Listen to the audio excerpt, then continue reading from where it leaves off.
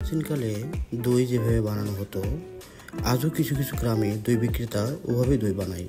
যদিও আধুনিক প্রক্রিয়ায় এখন অনেক উন্নত মানের যন্ত্রপাতি ইউজ করে দই বানানো হয়। আর প্রাচীনকালে যেভাবে বানানো হতো, তারা তাজা দুধ সংগ্রহ করতো। সেটা গরু, মহি বা ছাগলের দুধ হতে পারে। সম্পূর্ণ বিশুদ্ধ, কোনো প্রক্রিয়াজাতকরণের প্রয়োজন ছিল না। প্রথমে দুধ ফুটানো হতো। দুধ ভালোভাবে ফোটানো হতো যাতে দীর্ঘ সময় টিকে থাকে এবং জীবাণুমুক্ত হয়। তারপর দুধকে ঠান্ডা করা হতো।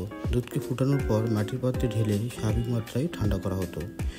দইয়ের বীজ বা স্টার্টার যোগ করা।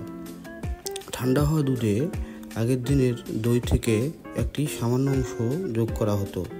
এই অংশটিকে স্টার্টার বা জামন বলা হতো। এই স্টার্টারে থাকা ব্যাকটেরিয়া দুধকে দধিতে রূপান্তর করত। দুধের পাত্রকে ঢেকে রেখে উষ্ণ পাত্রে বা উষ্ণ স্থানে রাখা হতো। মাটির পাত্রে দই বেশি ভালোভাবে জমত, কারণ মাটির পাত্র দুধের তাপমাত্রা ধরে রাখতে সাহায্য করত। কয়েক ঘন্টা পর দুধ জমে দই হয়ে যেত। তখন দই খাওয়ার জন্য প্রস্তুত হতো। প্রাচীনকালে দই বানানোর এই প্রক্রিয়া সম্পূর্ণ প্রাকৃতিক ও রাসায়নিক মুক্ত ছিল। মাটির পাত্র, দুধের বিশুদ্ধতা এবং স্টার্টার হিসেবে আগের দই ব্যবহার করার ফলে দইয়ের স্বাদ এবং গুণগত মান ছিল অত্যন্ত ভালো।